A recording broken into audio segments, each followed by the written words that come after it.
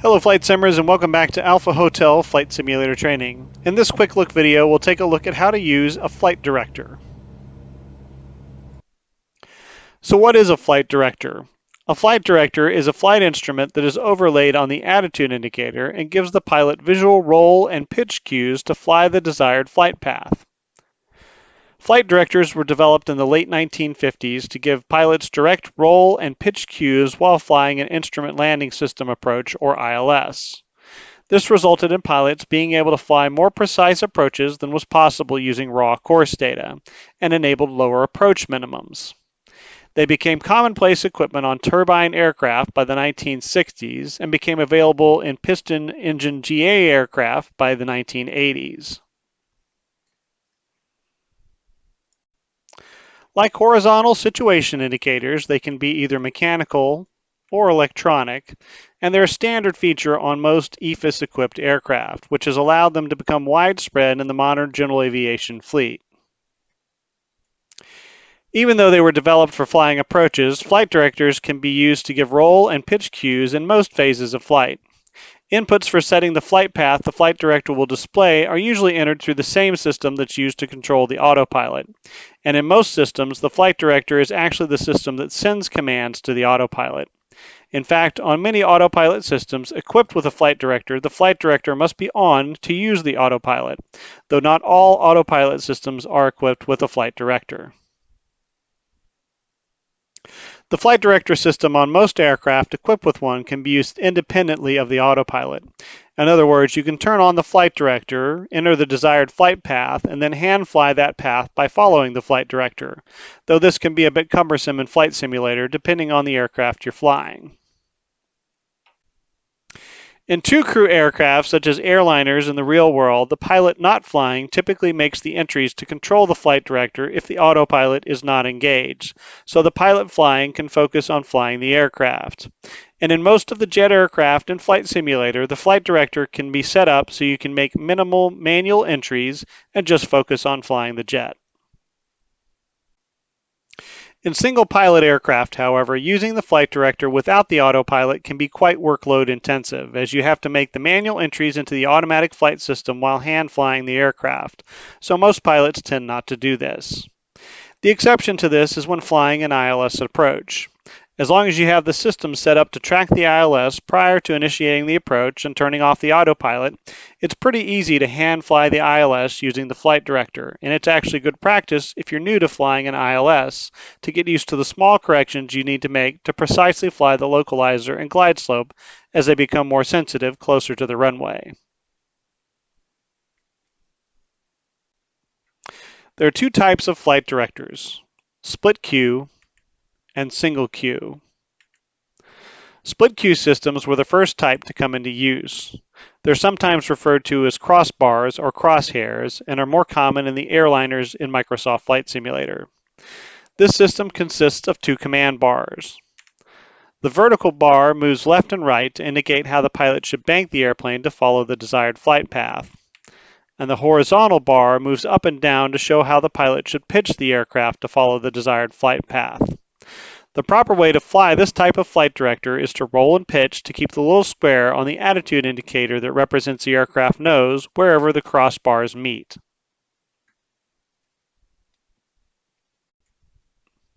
The single queue flight directors, also sometimes referred to as V-bars or bat wings, consist of two upside-down V-shaped command bars that can move up and down for pitch and roll left and right for bank simultaneously. All you have to do to fly this type of system is bank and pitch to lock the triangle-shaped aircraft symbol under and into the command bars like a puzzle piece. It's very intuitive and easy to use, and is a system that's preferred by most pilots. Some EFIS systems, particularly those in third-party aircraft, can be configured to display either a split queue or single queue flight director, depending on pilot preference. So let's take a look at a quick demonstration on how to use a flight director system. So first we'll take a look at the single queue model. I'm currently in the Cessna 172 with the G1000. This is actually the NXI mod that's up here right now, although both flight directors do work the same between the stock model and the NXI model. Right now I'm level at 5,500 feet, cruised out here and heading southbound, and I do have the autopilot on, so you can see the flight director is up here and giving guidance to the autopilot right now, but I can also turn the autopilot off. And you see the autopilot disengages, but the flight director stays up there, and it's going to give me pitch and roll cues to right now just maintain a heading of 180 and a level altitude of 5,500 feet. If I want to do like a turn, I can just turn the heading indicator or the heading bug here on the autopilot, and you can see as I do that, it indicates that I need to turn to the left here. It's banking to the left. And you can see what I mean about this being cumbersome. I have to do this on the autopilot control panel, and then I actually have to hand fly the airplane as well if I want to just use the flight director, not the autopilot. So it gives me a roll cue to the left here, and I follow that cue, and then when we get over there to the heading, it'll give me a cue to roll back out. And there it's giving me the roll back out cue, and I just follow that. I just lock the yellow bars right underneath and right into those magenta command bars, and the aircraft should stay on the flight path that I've put into the automatic flight control system.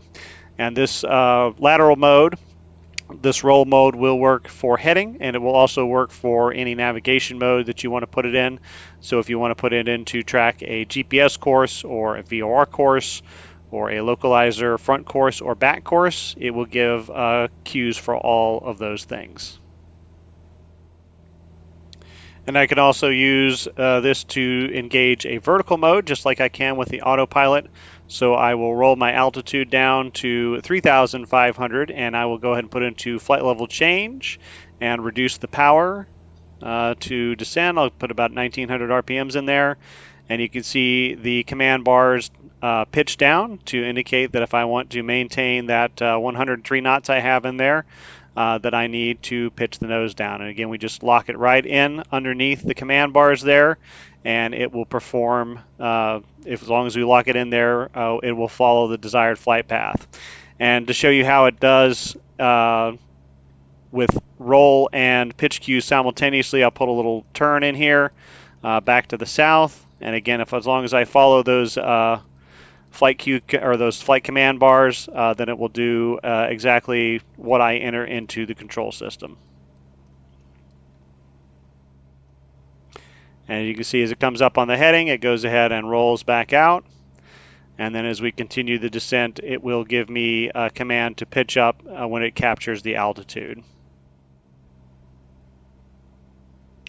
And you can see from the autopilot status box up there that it has gone into the altitude capture mode. You can see it is now cueing me to pitch up just a little bit. So I will add some power and follow those command bars, and that will command me to level off at 3,500 feet. So here's a demonstration of the last thing that you can do with the flight director, which is to shoot an approach, hand fly an approach with it. Use it to assist you as you're flying the approach. Currently, I am inbound on the localizer for the ILS runway 36 at Stuttgart Municipal Airport in Stuttgart, Arkansas. And I have it set up to, I have the autopilot on right now. I've got it set up to track the localizer, and I have the approach mode armed, so the glide slope is armed. So at this point, I can take off the autopilot, and it will be nice and stable. The glide slope, as you can see, is coming down. So all I have to do is slow down the aircraft. So I'll begin to slow the aircraft and configure for the approach, and then once it intercepts the glide slope, all I have to do is follow those flight director cues, and it will help me to fly a nice ILS.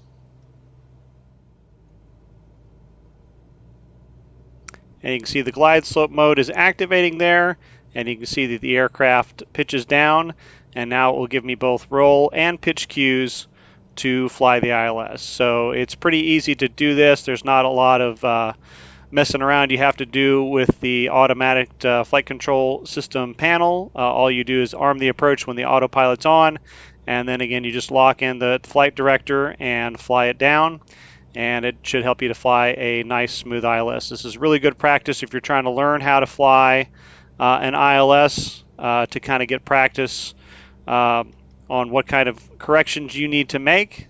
Typically, it does it pretty smoothly. All you have to do is kind of follow the flight director, and you'll get a sense of what you need to do to the kind of corrections you need to make to fly the ILS.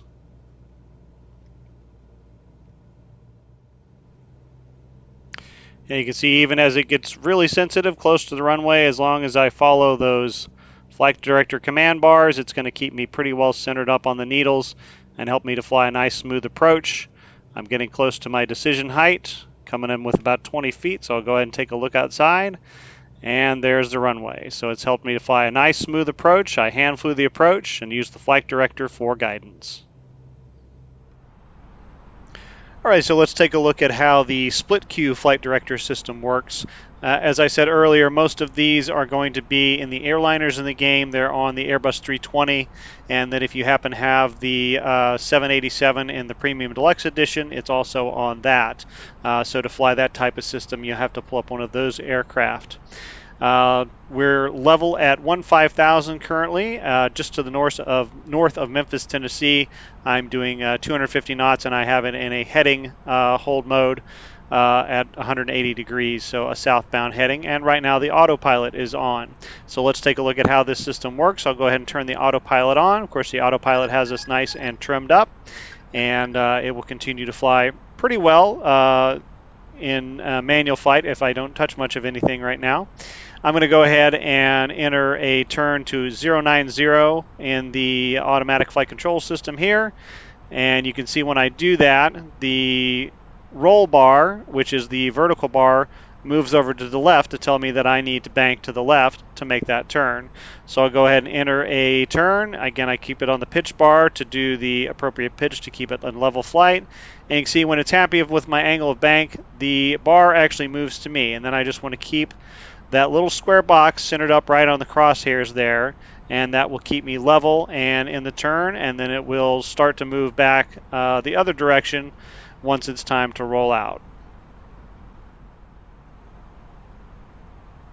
And you can see as I approach my heading, it tells me that I need to go the other direction. It moves to the right, I move to the right, and then when it centers up, then I'm following the guidance, and it will do what I have programmed into the system.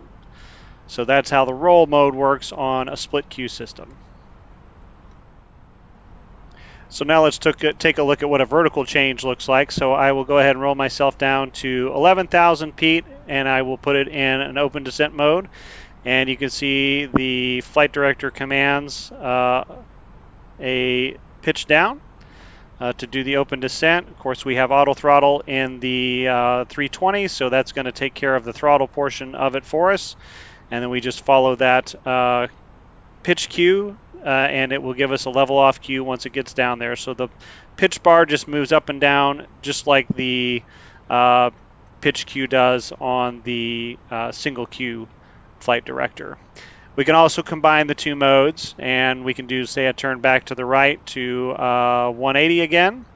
And again, if you're in a real airliner, when you're flying manually like this, the other pilot is going to be the one that's going to be entering this into the autopilot control system while you're flying, and all you have to do is follow the flight director. So I'll pitch down to get the pitch bar in the center there, and then I will bank until the roll bar is in the center there, and then just keep that square right in the middle, and that will have me follow the desired flight path to the heading and the altitude that I want to be at. And so I approach my heading first, so I'll go ahead and follow the roll bar, and that'll roll me back out on that 180 heading.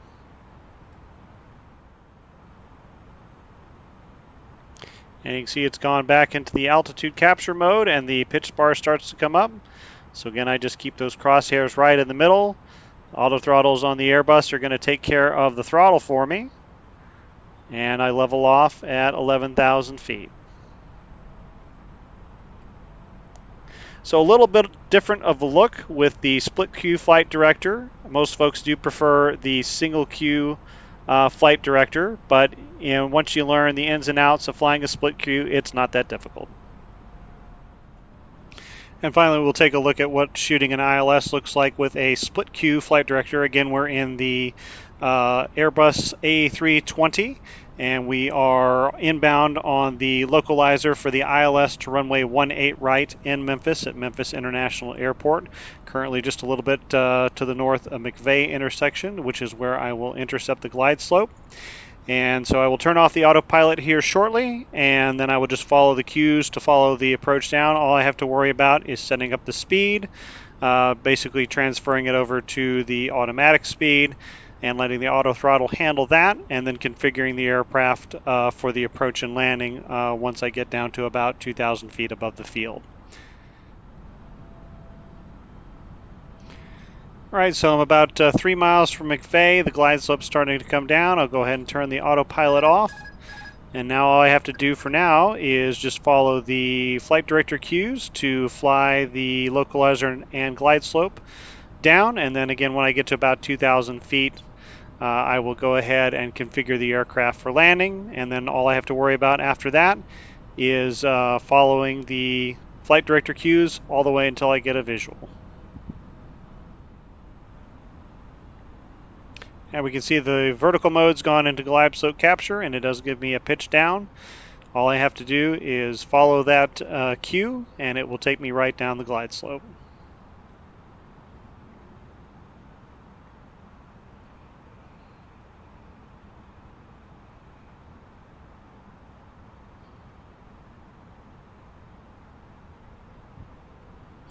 There's 2,000 feet, so I'll go ahead and start configuring and slowing down.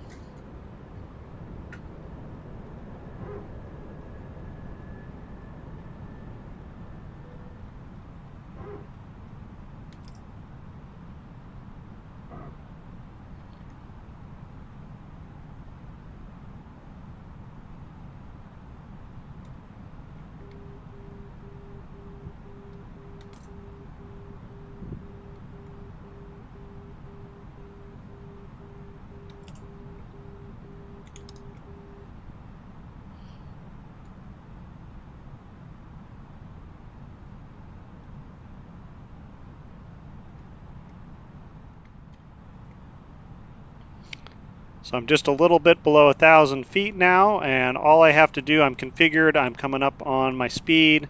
All I have to do now is just fly those flight director cues, and the auto throttle will take care of the speed, and just fly it right down to minimums, and then hopefully look outside and get a visual and land. 500.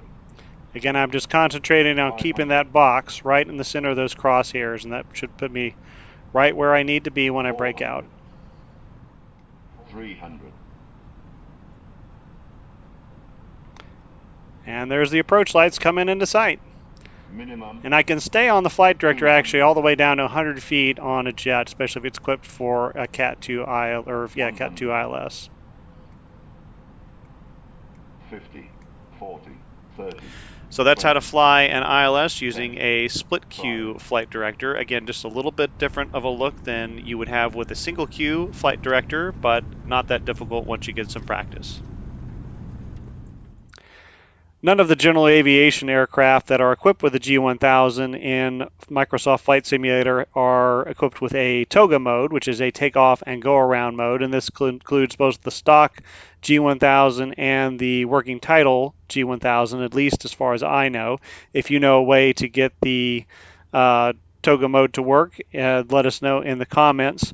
That doesn't mean you can't use the flight director for guidance on takeoff, though. What you want to do is set your altitude pre-select field to the initial altitude you'll be climbing to after you take off. So I've got 5,000 set in there, assuming that's going to be my clearance limit altitude for the time being. And then you want to turn the flight director on. It will initially go into the roll, hold, and pitch hold mode. And that's the modes that typically we're going to want for takeoff. For the pitch hold mode, you want to use your nose up and nose down buttons to adjust the pitch so that it is at the pitch that your aircraft rotates to on rotation during the takeoff roll. So on the Cessna 172, I'm going to adjust that pitch mode so that it's about at 10 degrees. So there's about 10 degrees of pitch, just a little bit under, but that should be good enough to give us a little guidance on takeoff there. And then in most cases, you're going to want the roll hold mode on. It's going to hold wings level since we turned it on the ground and our wings were level. Although if you do have a complicated departure that's loaded in the GPS, make sure that your CDI is tuned to the GPS, make sure that the flight plan and map look accurate as to what you want to do on the departure. And if that all that is true, then you can engage the nav mode instead of the roll hold mode.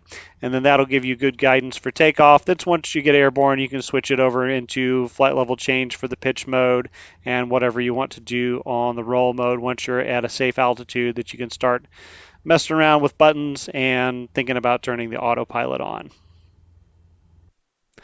Flight directors in most jets have a toga mode or take off and go around mode. You typically activate this mode during your pre-flight, and this mode will enable the flight director to give you accurate guidance as soon as you lift off.